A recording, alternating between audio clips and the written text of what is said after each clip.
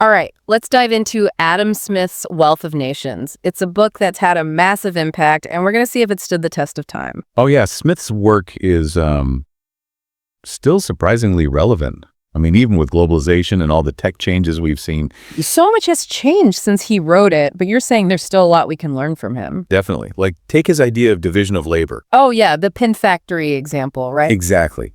He uses this really simple example, pin making, to show how much more you can make when you split up the work. So instead of everyone trying to make a whole pin from start to finish, they each focus on just one part of the process. Right. And he breaks it down into 18 different tasks. 18.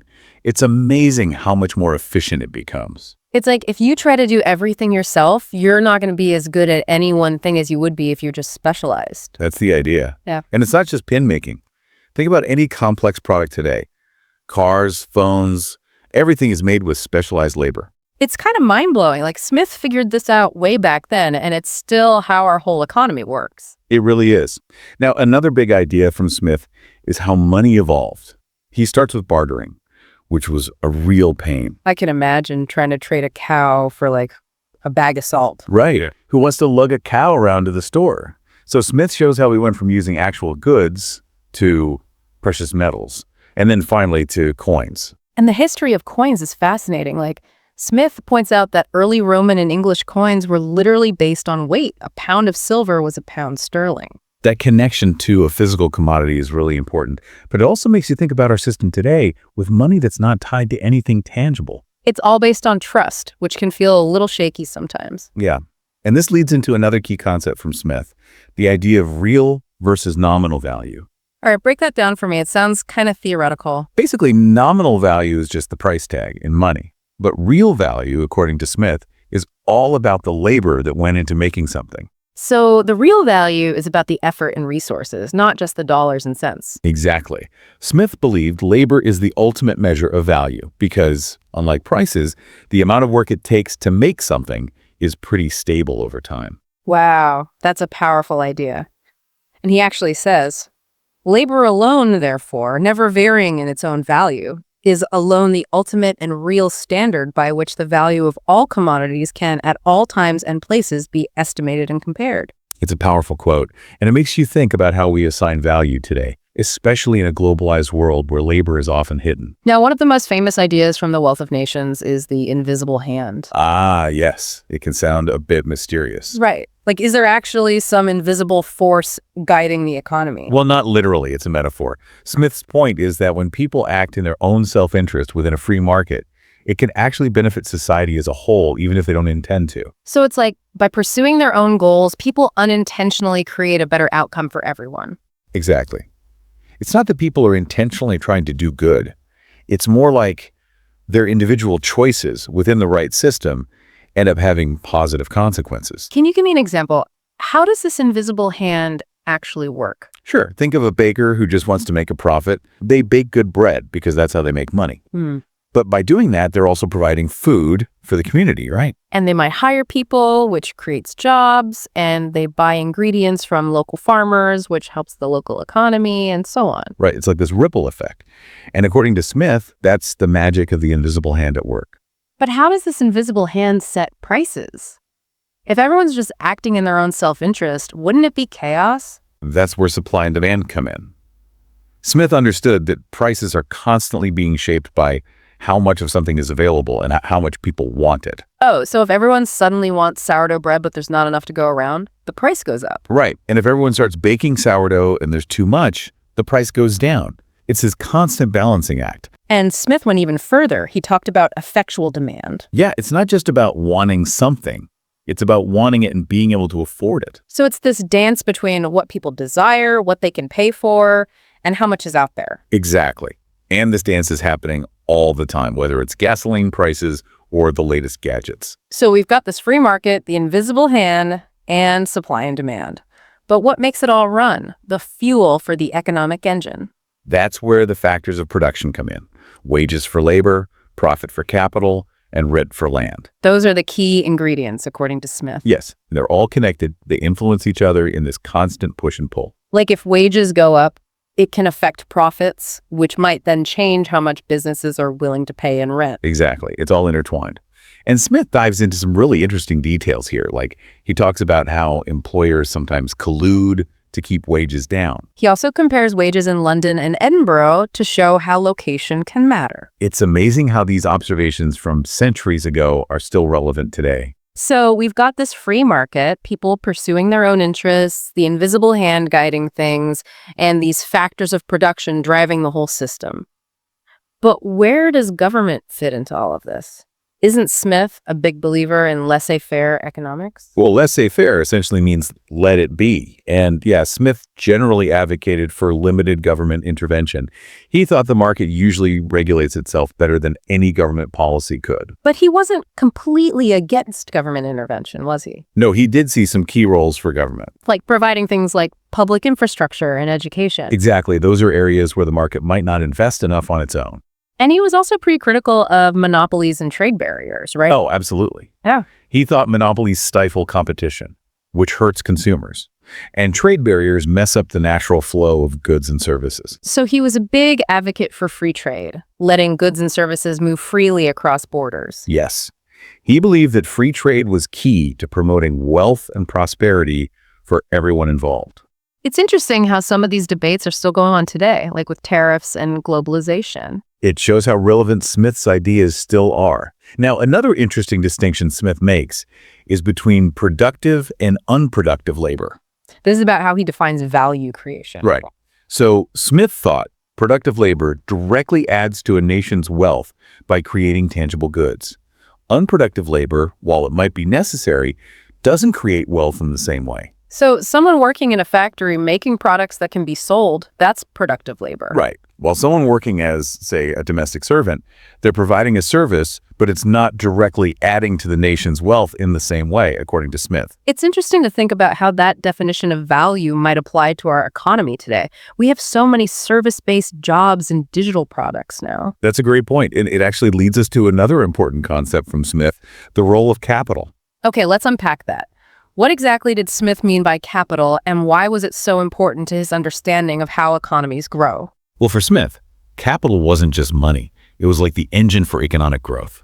He saw it as all the tools, machinery, the buildings, the stuff you use to actually produce goods and services. So it's not just having cash, it's about putting that cash to work, making it productive. Exactly. And he made this distinction between what he called circulating capital and fixed capital. Okay, so what's the difference? Well, circulating capital, that's like the fuel that keeps the business running. It's things like raw materials, the wages you pay your workers, and the day-to-day expenses. I see. And fixed capital is more like the long-term stuff. Exactly. Think of it as the investments that last. Machines, buildings, infrastructure, anything that helps you produce more over time. Gotcha. So if I'm a farmer, my seeds and the money I pay my workers, that's circulating capital. But my barn and my tractor, those are fixed capital. You got it. And Smith said a healthy economy needs both. You got to keep things running smoothly with circulating capital, but you also need to invest in fixed capital to grow and become more efficient. It's like you need enough gas to drive the car, but you also need to make sure the car itself is in good shape. Perfect analogy. And this actually ties into another big idea from Smith, the importance of saving and investing. He was a big believer in saving. Oh, yeah. He thought that when people save some of their income and invest it wisely, it fuels economic growth for everyone. Like you're planting seeds for the future. Exactly. Those savings become the capital that funds new businesses or helps existing ones expand, and it leads to innovation. So it's not just about being thrifty, it's about making sure that money goes back into the economy in a way that creates growth. Exactly. And this idea was pretty revolutionary back then, and it's had a huge impact on how we think about economics today.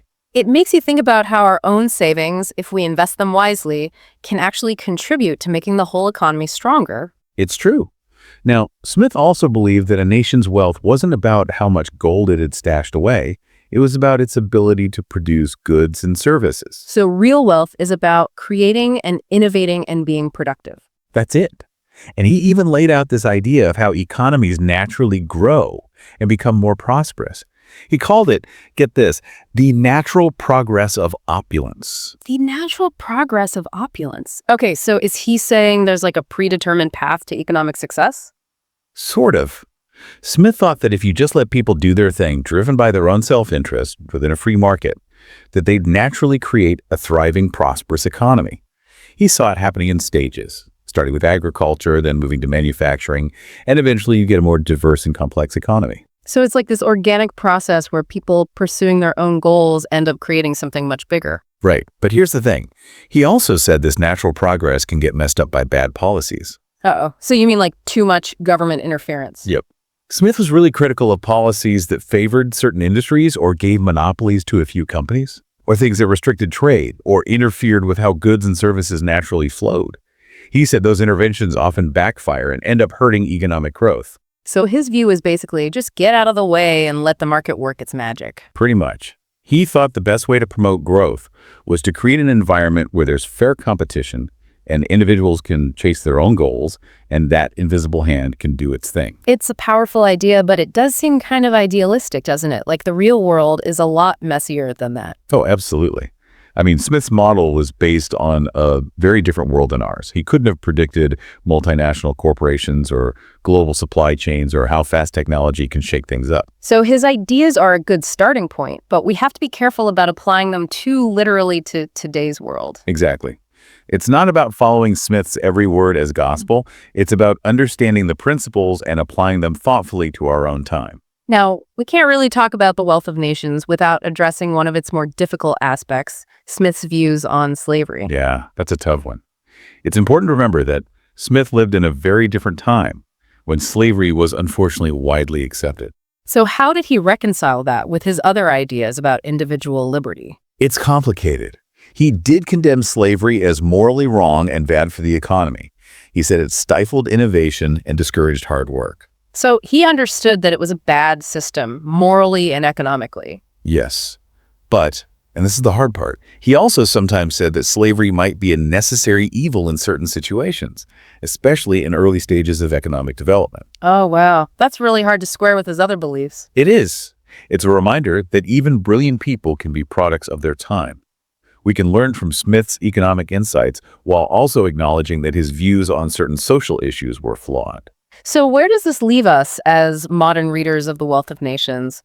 Is it still relevant in a world as complex as ours? That's the big question. And honestly, I think a lot of his core ideas are still surprisingly relevant.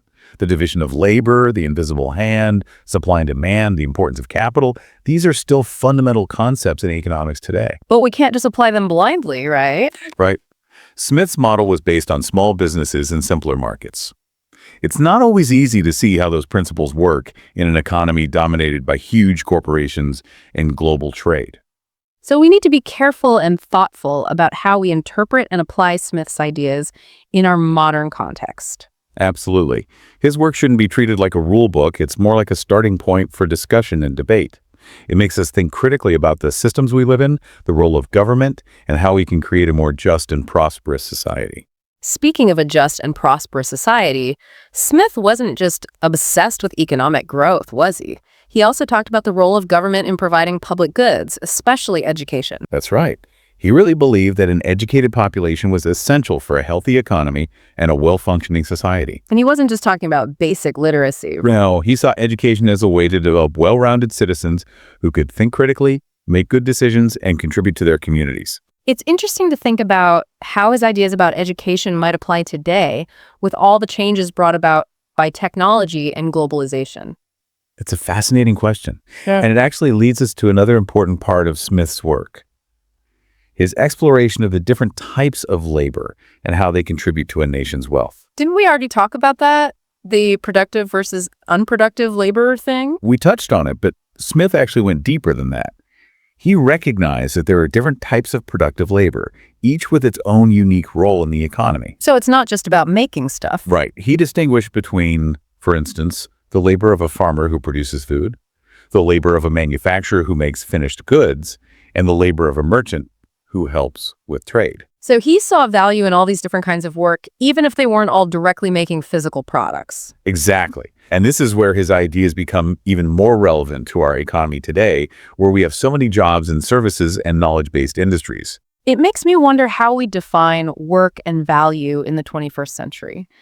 Is it still all about producing physical goods, or are there other ways to contribute to economic growth? That's a great question to consider, and it's one that Smith himself might have wrestled with if he were alive today. So after this deep dive into the wealth of nations, what's the main takeaway for our listeners? What's the one thing they should remember?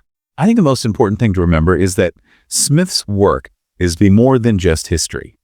His ideas are still shaping how we understand economics, how people make choices, and how societies can become more prosperous. He gives us a framework for thinking about these big issues, but he also challenges us to think critically and adapt his ideas to the world we live in today. Exactly. He reminds us that economics isn't just about numbers and theories. It's about people and their motivations and the systems we create. And on that note, we'll leave you with a final thought to chew on. Given how complicated our world is with climate change, technology, and inequality, how can we use Smith's insights about free markets and individual liberty to create a future that's more just and sustainable for everyone? It's a challenge, that's for sure. We need to figure out how to balance those ideas with the realities of the 21st century. Yeah, it's not like we can just ignore all the problems that have come up since Smith's time. Right. But going back to what we were saying about different types of labor, there's this interesting tension in Smith's work. He makes this distinction between productive and unproductive labor. Yeah, productive labor creates wealth, unproductive labor doesn't, at least not directly. Exactly. But then he also talks about how important things like education and governance are for a well-functioning society. Which aren't exactly about churning out goods, right? That's the tension. He recognized that it's not just about producing stuff, but also about creating the conditions for a prosperous and, well, a good society. It sounds like he was trying to figure out the complexity of value creation. It's not always so simple. You got it. And that's where his ideas about education are really interesting. He believed that a well-educated population was key, not just for a strong economy, but for moral and social progress, too. So it's not just about making skilled workers, it's about creating good citizens. Exactly. Smith thought education could help people develop their talents, think critically, and contribute to their communities in meaningful ways. It makes you think about the purpose of education today, doesn't it? It's not just about getting a job. It's about becoming a well-rounded person who can contribute to a better world. Absolutely.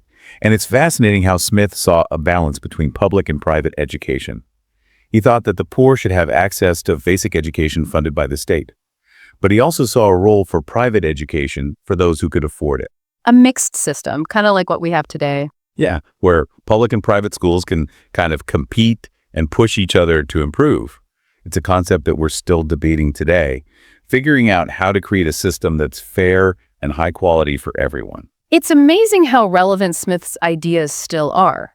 But we do have to remember that he was writing in a very different time. Yeah, his ideas were groundbreaking for his time, but we can't forget the context he lived in. Like with the issue of slavery, for example. Right. It's a complex issue.